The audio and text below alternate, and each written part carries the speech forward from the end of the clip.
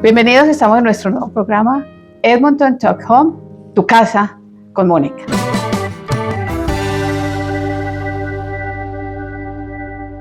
Primero que todo les quiero hacer una aclaración, pues yo soy Mónica Arango, soy broker de propiedad raíz con Ray Realty. Les quería decir, este podcast les vamos a dar información muy importante, pero lo principal es que ustedes, si tienen algún problema, lo consulten con los profesionales, ya sea de la parte legal o ya sea de la parte financiera. Cada problema o cada caso es un caso diferente. Por eso, lo que vayamos a consultar acá es de acuerdo a las experiencias, al conocimiento y a lo que la ley es en este momento. Estamos en el 2026 y esas son las leyes y las cosas que tenemos en este momento. Entonces, es muy importante. En el día de hoy vamos a hablar acerca de la ley de familia. Aún la ley de familia aquí en Alberta puede ser diferente que en otras provincias como Quebec, Ontario. Y hoy vamos a hablar de un tema muy difícil, que es ese. ¿Qué es lo que pasa cuando nosotros nos separamos? ¿O qué es lo que pasa aún cuando usted no se ha separado? Pero ¿cómo es que funciona la ley de familia? Me acompaña hoy Javier Ramos, es un abogado de familia.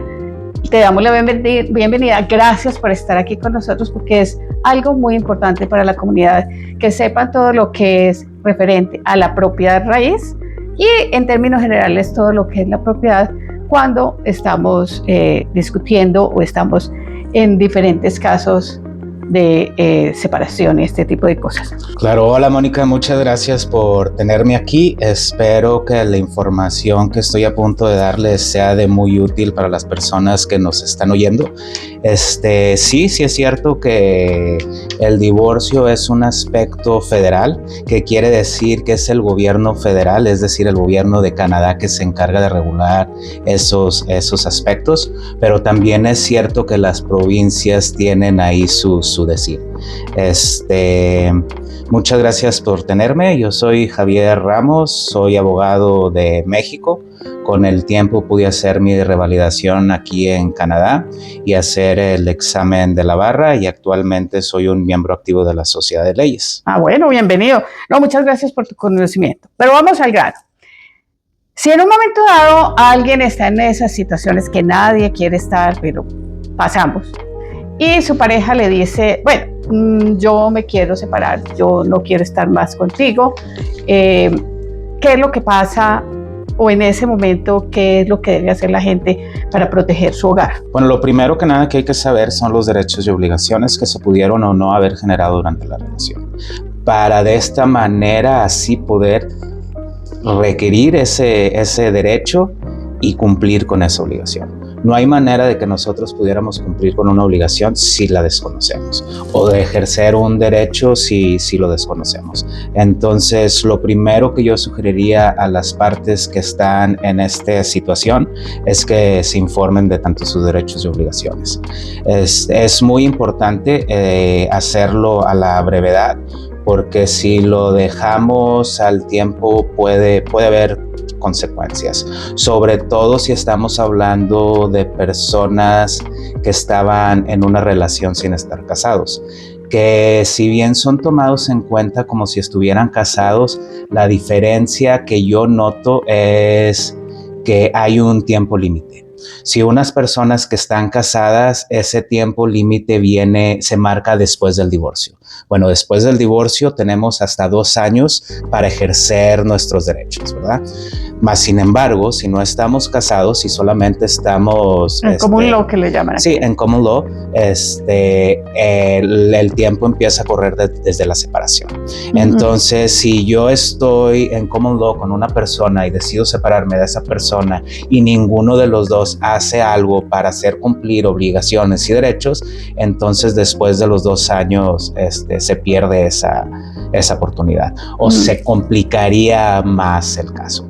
Por eso yo sugiero que cuando las partes ya tomaron una decisión y no hay reconciliación, informarse de los derechos y obligaciones para así poder proteger no solo sus intereses económicos, sino también los intereses que hay sobre los niños. Y bueno, y quiero repetirles nuevamente, Cada caso es un caso diferente y hoy nos vamos a concentrar más que todo en lo que es propiedad. Pero hay muchas cosas y van a haber muchas preguntas. Suscríbanse al canal y allí pueden hacer sus preguntas. En todo caso, el caso es diferente para cada una de las partes y es un punto de vista diferente. Yo diría que es un proceso muy emocional y mucha gente les va a dar un consejo o de lo que fue. Las leyes cambian y cada caso diferente puede tener una solución diferente. Por eso es supremamente importante que usted consulte con los profesionales. Pero hablando de propiedad, o de las propiedades o del real estate, que es el caso en este momento, si esa persona que está viviendo, o sea, cualquiera fueron esos arreglos en la parte de la separación, usted se queda en la casa o yo me quedo en la casa o vamos a vivir los dos. Si alguno de los dos dice, no, yo voy a cambiar las llaves porque yo no quiero que esta persona entre más a la casa o yo voy a vender la casa, ¿cuáles son esas leyes que los pueden proteger a las dos partes o cómo funciona todo eso? No es de una persona que hace el bien cambiar las cerraduras de la casa. Más sin embargo, lo puede hacer porque ¿quién va a estar ahí para prevenirlo? Pero no son las maneras de solucionar las cosas. Si es tu intención quedarte con la casa mientras la separación y esto es imposible por medio de un acuerdo, entonces lo que sugiero es envolver a la corte y hacer una aplicación para una exclusive possession of the family home, una posesión exclusiva que prevenga a la otra parte de estar en esa casa. Bueno, se necesitaría realmente enseñarle a la corte cuál es la necesidad que tenemos con esa casa y que el otro no tenga esa misma necesidad. Pero así unilateralmente que alguien decida cambiar las cerraduras o correr a la otra parte no es lo correcto, ¿verdad? Eso es en cuanto al cambio de las cerraduras o la posesión de la casa. En cuanto a la venta de la casa, bueno, va a ser difícil que se venda la casa. Tengo entendido de para que puedan vender una casa necesitan tener un acuerdo de separación. Uh-huh. Y en el acuerdo de separación, dentro de los términos, estipular bien precisamente con cada particularidad qué es lo que va a pasar con esa propiedad. Se puede definir hasta quién es la persona que los va a apoyar con la venta de la casa, entre que a dónde van a venir las ganancias de la casa, ¿verdad? Entonces, de esta manera se puede ya vender la casa. La otra manera de poder vender la casa de manera legal es obteniendo una orden judicial.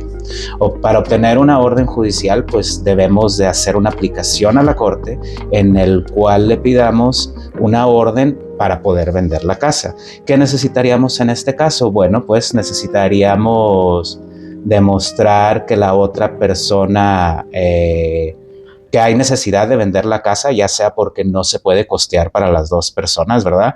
Y que la otra, o que tú tienes la manera de comprar la casa y que la otra persona no te la está vendiendo. Hay muchas veces oposiciones de que es que yo fui el que estaba manteniendo la casa o la casa está en nombre mío y yo puedo vender la casa porque yo he sido el que di la cuota inicial o yo fui el que di el depósito y yo fui el que mantuve.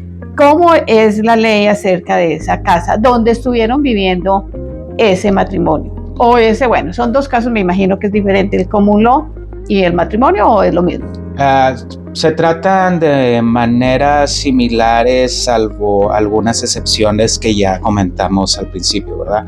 Yo creo que para entender para darte una respuesta a tu pregunta es necesario entender qué es propiedad familiar, ¿verdad? Propiedad familiar es cualquier propiedad que se haya generado con los ingresos generados durante la relación o con la propiedad que se haya adquirido después de la relación con ingresos de la relación. Es decir, cualquier propiedad. No importa que el nombre de una de las partes no esté en el título, siempre y cuando esa propiedad se haya comprado durante la relación o inclusive después de la relación si se compraron con ingresos generados de la relación. ¿A qué llamas tú esos ingresos generados de la relación? Porque, pongamos el caso, una señora que está cuidando los niños que los dos estuvieron de acuerdo de que ella iba a tener el cuidado de los niños y él iba a trabajar, por decir algo, y bueno, y me imagino que son dos casos diferentes. Si compré yo la casa primero antes de que empezáramos la relación o lo que llamamos el matrimonio, o si quién es el que ha sido aportando. Pero si esa otra persona no ha aportado porque ha estado cuidando del niño o ha estado educándose para tener un ingreso, o como en nuestras comunidades, hay quien no tiene todavía el inglés y ella está estudiando. En ese tipo de casos, ¿cómo es el derecho? Bueno, lo voy a dividir en dos partes porque creo yo que se están mencionando dos casos diferentes. La regla general es que toda propiedad familiar se debe repartir equitativamente. No importa quién haya puesto más en la casa, quién haya puesto menos, quién haya estado trabajando, los ingresos durante la relación son los ingresos durante la relación. No importa de quién en particular hayan sido esos ingresos. Cuando somos una familia, se entiende también que somos una unidad económica. Entonces, siendo una unidad económica es solamente un dinero familiar. No puede haber separación entre los ingresos de ella o los ingresos de él, salvo que se haya llegado a un acuerdo anteriormente. Antes de entrar en la relación.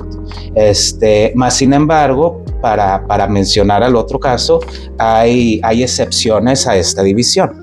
Hay excepciones a esta división. Las excepciones son cualquier regalo que haya recibido alguna de las partes de manera personal a través de un tercero, cualquier herencia que haya recibido una de las partes. Es decir, si mis papás me regalaron una casa, esa casa es excepción, no es familia. ¿Sí me explico? Es una casa que me regalaron a mí. Es una casa que le regalaron a ella. ¿Sí me explico? También la herencia es considerada exactamente igual, una excepción. Otra excepción son los bienes que yo ya tenía con anterioridad a la relación. Otra excepción es cualquier tipo de compensación personal que esté recibiendo por algún tipo de daños. Por ejemplo, si me atropellaron y por motivos de ese accidente yo estoy recibiendo dinero, bueno, pues ese dinero no es parte de la familia, ese dinero ya es personal. Esos son los tipos de excepciones. Entonces, estas excepciones no entran al pastel que debe de dividirse. Ok, entonces sí, quiero aclarar esta parte, porque hay muchas veces que para poder tener ese depósito o la cuota inicial que llamamos en algunas partes, decimos que los padres nos van a regalar esa cuota inicial, pero esa cuota inicial es un regalo que les dan los padres a la familia, o si son mis padres, entonces me los están dando a mí o se los están dando, porque financieramente, y eso ya lo podríamos hablar en otro programa, cuando tú estás haciendo la hipoteca, tienes que demostrar de dónde vino ese depósito. Claro, si podemos demostrar que ese depósito viene de una fuente que ya mencionamos que vendría siendo una excepción y lo podemos seguir, lo podremos traquear y podemos decir este es el dinero, entonces es muy probable que se respete esa excepción. Pero si no puedes seguir el dinero, es decir, yo recibí este dinero y de repente ya no supe dónde quedó y se quedó por allá, si no hay evidencia para demostrarlo, pues es una excepción que ya se perdió. Okay. Más sin embargo, si podemos demostrar, es muy probable de que tengas lo necesario para poder hacer algo al respecto y no perder esa excepción. Ok. Recuerden que cada caso es un caso diferente y que tenemos que consultar con los profesionales acerca de esas excepciones. ¿Cuál es el error más costoso que hayas visto a alguien cometer en cuanto a los bienes raíces en un proceso de separación o divorcio? Bueno, el error más común que yo veo está reflejado por los sentimientos y las emociones que las partes están sufriendo, porque es una etapa muy difícil y este estado no permite a esta parte pensar con claridad o pensar con una cabeza fría. Cuando estamos pensando desde la emoción y el sentimiento, tal vez no estamos tomando una buena decisión. ¿Por qué? Porque muchas veces por darle un punto final, las partes deciden no reconocer sus derechos y renunciar a sus derechos. Y luego con el tiempo, cuando el sentimiento y esa emoción negativa que invadía a su persona se desvanece, porque es cuestión de tiempo, entran en esa clara mentalidad que dicen, ¿qué hice? ¿Por qué renuncié? ¿Por qué renuncié al spousal support? ¿Por qué renuncié a la división de los bienes? Y lamentablemente puede ser ya muy tarde para poder hacer algo. Eso es lo que yo recomendaría. Recomendaría que si ya se tomó una decisión de separación, no pensar en el pasado y pensar en el futuro y pensar en una solución que convenga a las dos partes sin tratar de tomar una ventaja o poner en desventaja a la persona con la cual te estás separando. Bueno, recuerden, en todo caso, siempre estén consultando al profesional. No vivan muchas veces de esas experiencias de los amigos o de las personas que no tienen el conocimiento, y por eso estamos aquí con un profesional que, a pesar de que un real estate o un abogado de otra rama o ese amigo que sabe de finanzas te puede dar muchos consejos, la ley cambia. Y los que saben cómo esa ley cambia o cómo te puede aplicar o cómo te puede convenir o cómo puede ser, muchas veces es mejor un mal arreglo que una mala pelea, es lo que decimos. Creo yo que en derecho familiar no se gana ni se pierde. En derecho familiar, si quieres simplemente ganar, entonces estamos en una posición en la que no estamos siendo razonables, porque hay derechos y obligaciones. Y si quieres ejercer tus derechos, entonces hay que cumplir con tus obligaciones. Y si nada más quieres ganar y hacer caso omiso a tus obligaciones, bueno, pues no estás contribuyendo a una resolución, ¿verdad? Entonces lo correcto es informarnos, hacer valer nuestros derechos y cumplir con nuestras obligaciones. Y si tú tuvieras un solo consejo en este momento para cerrar, un solo consejo que le dieras a la gente cuando están en esa etapa de separación o de divorcio o todo este tipo de problemas. Pues eso, que estén conscientes de sus derechos y de sus obligaciones, de tal manera que no se permita el abuso de ningún lado para el otro y que no se permita un beneficio que no debería de ser de un lado o del otro, ¿verdad? Prácticamente eso, que se informen, que conozcan sus derechos, que conozcan sus obligaciones para así poder facilitar una resolución y, como lo digo, seguir viendo hacia el futuro y estar con los brazos abiertos para lo que viene, en lugar de tener los brazos ocupados abrazando un pasado que ya no existe. Creo que topaste ahí una cosa muy importante y que siempre creo que en los episodios que vamos a estar contigo vamos a hablar, que es un poquito complicado. Pero si usted está en esa situación de abuso, hay recursos y hay cosas que el gobierno o las entidades pueden ayudar. ¿Cuál es el consejo que tú le darías o cuáles son ese tipo de cosas? Vamos a poner al final, en todo caso, esos recursos a los que usted puede acceder en caso de que usted esté en una situación de abuso. Qué bueno que mencionamos esto y dirigirnos un poquito a las personas más vulnerables, ¿verdad? Es importante entender que no porque estamos en un proceso migratorio en el cual estamos siendo apoyados por la persona que está ejerciendo el abuso con nosotros, no lo tenemos que soportar simplemente porque estamos en este proceso. El gobierno, tanto la corte, ya se dieron cuenta de que existen estos casos donde el abusado piensa que tiene que ser abusado porque si no su situación migratoria historia se complica, pero ya hay otra solución en el que el gobierno te puede dar un diferente estatus y tú puedes empezar con una aplicación independiente a la persona que te está ayudando y ejerciendo el abuso a ti. Si tienen este tipo de problemas o cualquier otra consulta, sí, contáctenme y me gustaría mucho apoyarlos en este sentido. Sí, recuerden que cualquier propiedad no va a ser más importante que su seguridad. Y esto es una cosa bastante importante que tienen que tener en cuenta. Primero está la seguridad de ustedes, si tienen hijos, de sus hijos, y la propiedad se puede arreglar después. Así sea costoso o no sea costoso, su seguridad es primero.